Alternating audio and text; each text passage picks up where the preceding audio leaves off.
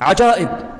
اسمعوا يا أحباب، هذه امرأة تعيش في نكد وهم وغم وصراع مع زوجها وعيالها، حياتها كلها مشاكل، ضيق في البيت، مشاكل، هم، غم.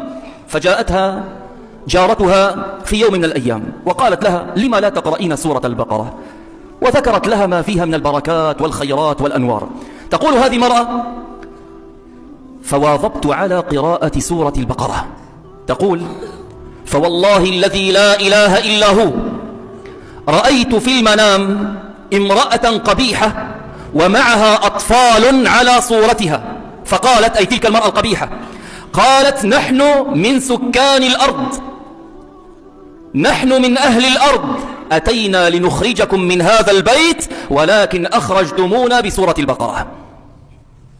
نحن من أهل الأرض، جئنا لنخرجكم من هذا البيت، شياطين جن، ولكن أخرجتمونا بسورة البقرة. وصدق حبيبنا رسول الله صلى الله عليه وسلم إذ يقول: لا تجعلوا بيوتكم مقابر، إن الشيطان ينفر من البيت الذي تقرأ فيه سورة البقرة. ينفر، يفر، يهرب، لا يدخله.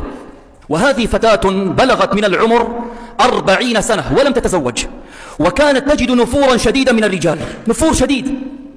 في يوم من الأيام سمعت مقطعا يتحدث عن فضل سورة البقرة، فقالت: سألتزم بها. فواظبت على قراءتها ليلا نهارا. تقول: والله العظيم في يوم من الأيام وأنا أقرأ بسورة البقرة وإذا بصوت عظيم يصدر بفناء المنزل، يعني بأرض الدار، وكأن شيئا عظيما سقط على الأرض.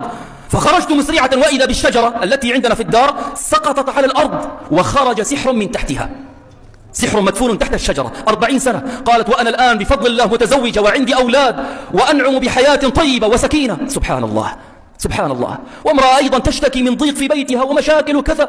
لما داومت على سورة البقرة سبحان الله قالت: وكأن الأنوار بدأت تتفجر عندنا في البيت، سكينة، حتى زوجي هدأ، أولادي هدأوا، بركات عجيبة. سبحان الله.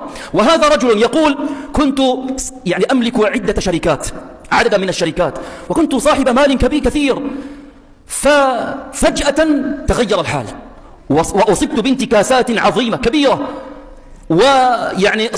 صار علي ديون كثيرة، حتى سمعت يوما من الأيام مقطعا أيضا يتحدث عن سورة البقرة. قال: فالتزمت بها حتى حفظتها من كثرة تكرارها وأصبح جزءا مني. يقول: والله ما هي إلا سنوات حتى تبدل الحال وعادت أموالي وشركاتي وقضيت ديوني. والله قصص واقعية، ماذا أحدثكم، قصص كثيرة وعجيبة. في ناس شفوا من أمراض، في ناس سبحان الله حلت لهم عقد وكربات، في ناس تغلبوا على الوسواس، في كثير من الناس يعانون من مرض الوسواس، تغلبوا على هذا المرض بسورة البقرة.